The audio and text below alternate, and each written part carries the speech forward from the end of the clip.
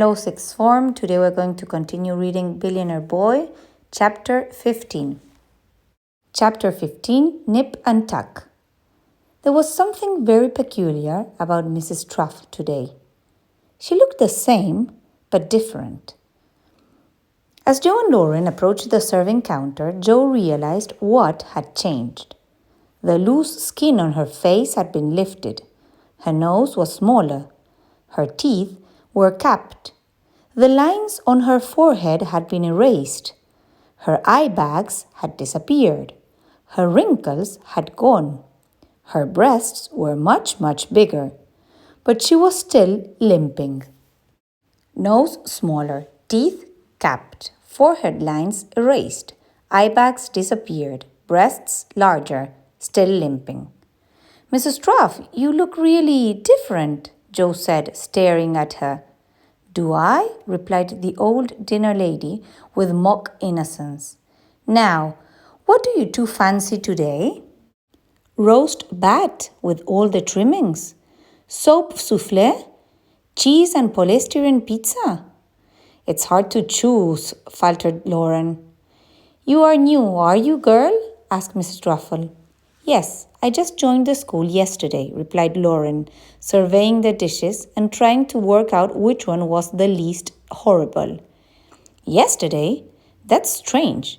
I'm sure I've seen you somewhere before, said the dinner lady, studying Lauren's perfect face. You look very familiar.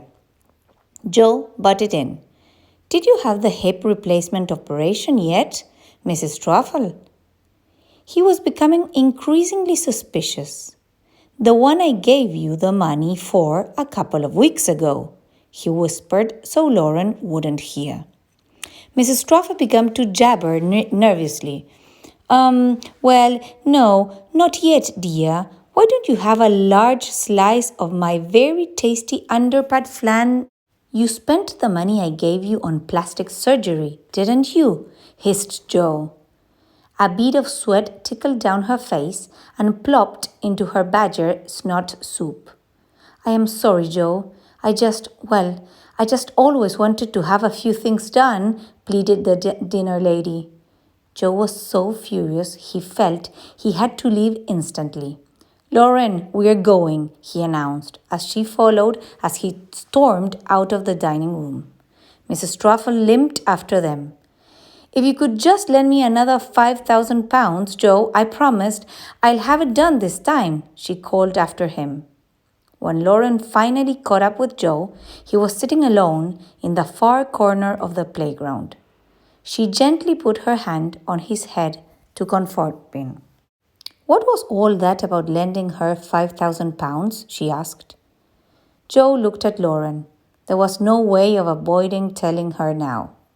My dad is Len Spud, he said sorrowfully, the bum-fresh billionaire. My name's not Potato. I just said that so you wouldn't know who I was. The truth is, we are stupidly rich. But when people find out, it tends to ruin everything. You know what? Some of the other kids told me this morning, said Lauren. Joe's sadness lifted for a moment. He reminded himself that Lauren had still gone for a nice lolly with him yesterday when she thought he was just Joe. Maybe it wouldn't ruin things this time. Why didn't you say anything? He asked. Because it doesn't matter. I don't care about all that. I just like you, she said. Joe was so happy he wanted to cry.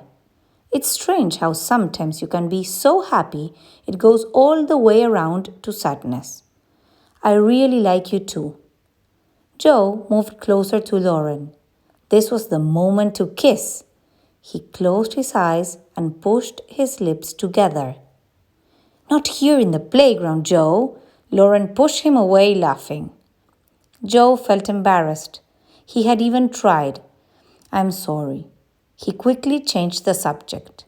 I was just trying to do something kind for that old bag, and she goes and gets her knockers done. I know. It's unbelievable. It's not the money. I don't care about the money. No, it's that she took your generosity for granted, offered Lauren. Joe looked up to meet her gaze. Exactly. Come on, said Lauren. I think what you need is some chips. I'll buy you some. The local chippy was bursting with kids from the comprehensive. It was against the rules to leave the school premises at lunchtime, but the food in the canteen was so abhorrent there wasn't much choice. The grubs were at the front of the queue, but fled as soon as they saw Lauren, leaving their battered sausages sizzling on the counter. The pair stood outside on the pavement and ate their chips. Joe couldn't remember the last time he had enjoyed such a simple pleasure. It must have been when he was really, really little, before the bumfresh billions came and changed everything. Joe wolfed his chips down and noticed Lauren had barely touched hers. He was still hungry, but wasn't sure whether their relationship had advanced to the point where he could start helping himself to her food. That was normally after a few years of marriage, and they weren't even engaged yet. Have you finished with yours? He ventured. Yes, she replied. I don't want to eat too much. I am working next week. Working? Doing what? Said Joe. Lauren suddenly looked very flustered. What did I say? I thought you said you were working. Yeah. I am working. She paused and then took a breath. Just in a shop. Joe wasn't convinced. So, why would you need to be thin to work in a shop? Lauren looked uncomfortable. It's a very narrow shop, she said. She checked her watch.